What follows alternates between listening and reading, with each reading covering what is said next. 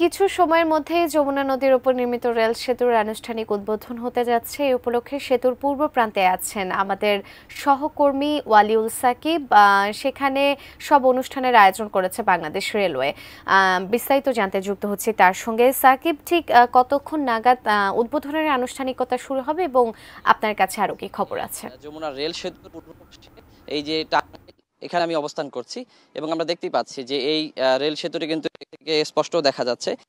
আমরা জানি যে এই যে যমুনা রেল সেতু এটি কিন্তু 4.8 কিলোমিটার দীর্ঘ এবং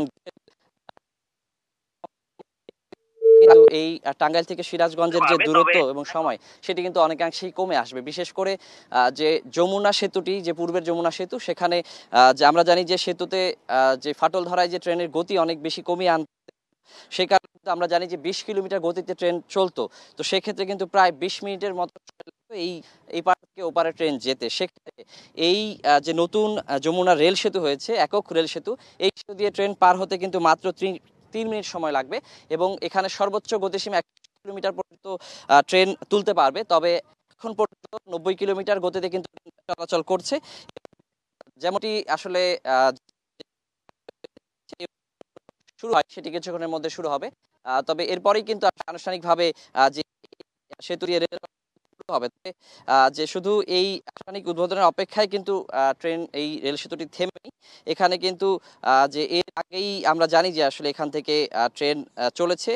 বিশেষ করে যে ট্রায়াল ট্রেন ছাড়াও এখানে সর্বপ্রথম কিন্তু গত 12 ফেব্রুয়ারি বেলা 11টা 12 মিনিটে যমুনা রেল সেতু দিয়ে প্রথম যে ট্রেন ছেড়ে গিয়েছিল সেটা হচ্ছে সিল্ক সিটি এক্সপ্রেস, যেটি ঢাকা থেকে রাজশাহী থেকে ছেড়ে এসে ঢাকায় এসেছিল।